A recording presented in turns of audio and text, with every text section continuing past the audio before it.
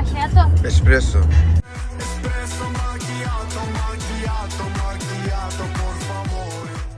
Hemen tuvalete, hemen çukurdan gidiyor tuvalete. Dedim ben yazmadım ki ben artık gitmeye lazım. Yani sen dedim ben de... Böyle ha bak. Muhteşem vallahi yakıştı. Ama tost lazım bakın. Ben de o tam işlemiş getireyim.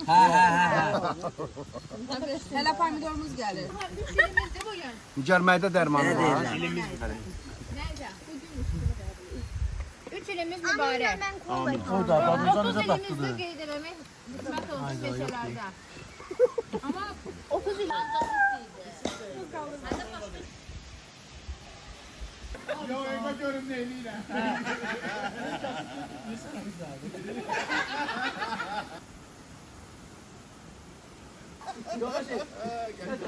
Havalar elə bir son üstündür də havalar dəyişir, nədir?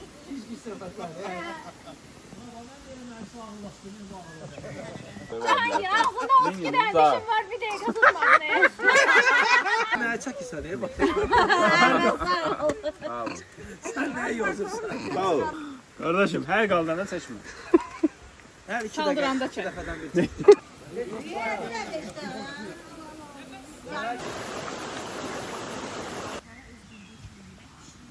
Kardeşim ne seçiyorsun? İslam ben de çek.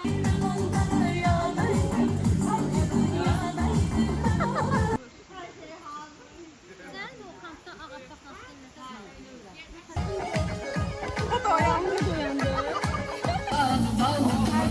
Merhaba, görsem mahneye şey veririm. Senden Sen de gelensin. Aynen, onu uzatmazsan bak zat. Zat olmaz. Ne varsa ha, seçme.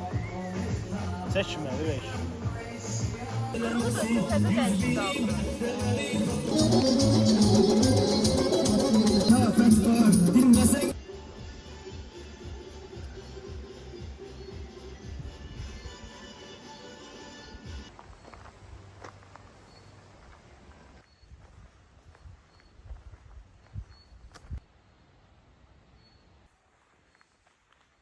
Beş atılanda da eyni vaxtda 10 olanda necə olur?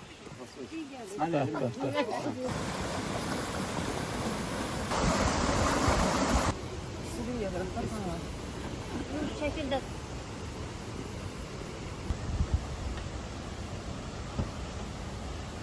Videoda görünecek iş o. Tek eder o.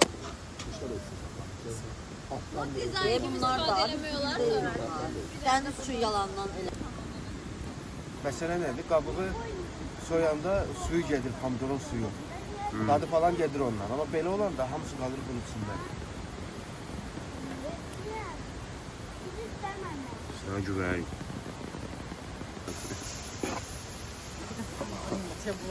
Nə yumurta? Necədir tövbə bəyəndin? Həyəcandan olub bu. Aa, o nə?